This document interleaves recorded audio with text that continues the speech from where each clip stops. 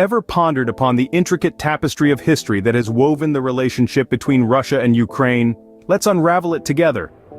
Our journey begins in the 9th century with the formation of the Kievan Rus state, a federation of Slavic tribes under the ruling dynasty of the Varangians.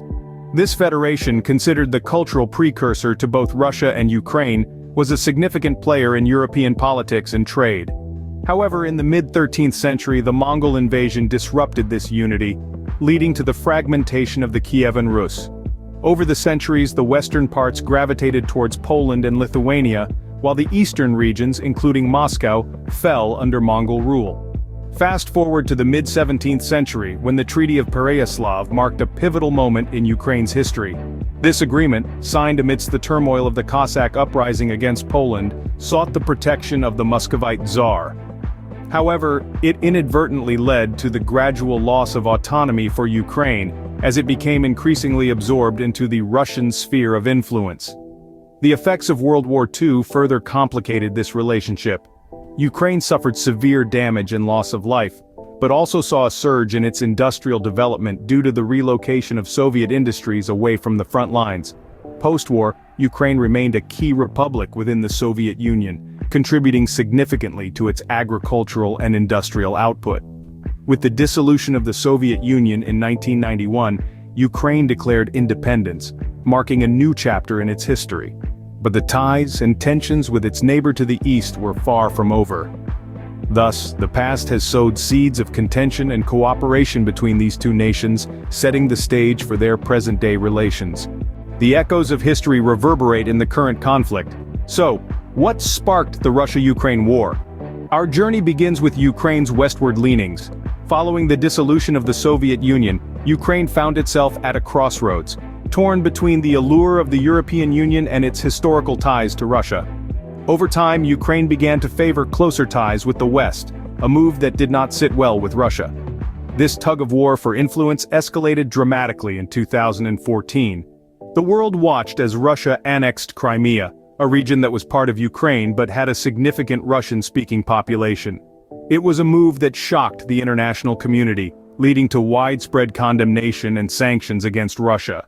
But for Russia, it was a strategic step to maintain its influence and control in the region. The annexation of Crimea was a turning point, sparking a conflict that would evolve into a full-blown war. Pro-Russian separatists in eastern Ukraine, emboldened by the annexation, declared independence, leading to a violent and protracted conflict that continues to this day. This war, however, is not just a battle over territories, it's a struggle for identity, for influence, and for power. It's a war that has seen cities reduced to rubble, thousands of lives lost, and has displaced countless more. In recent years, the conflict has taken a new turn. Russia's suspension of the Black Sea Grain Initiative, a deal that allowed Ukrainian grain to be shipped across the world, has stirred global concern. This move is seen as an attempt to disrupt the vital food supply chain and inflict suffering on civilians.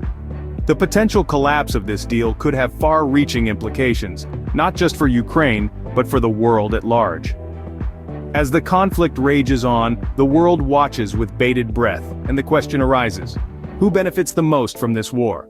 Wars are often a zero-sum game, but amidst the devastation, some entities may find opportunities to gain. Who might they be in this scenario? In the shadow of the Russia-Ukraine conflict, several parties find themselves in an advantageous position. Take, for instance, arms dealers, who often see an increase in business during times of war. Their products become hot commodities, fueling the engines of conflict and bolstering their bottom line. Industries, too, can benefit. With Russia suspending the Black Sea Grain Initiative, other grain-producing nations may seize the opportunity to fill the gap in the global food supply. This could potentially boost their economies, albeit at a grim cost. Moreover, the war has influenced the financial markets.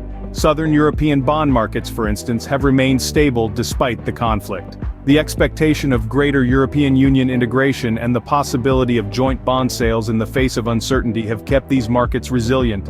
And then there are nations themselves, leveraging the situation to advance their own agendas. Some countries impose sanctions, others offer support, and a few remain silent, each maneuvering the geopolitical chessboard to their advantage.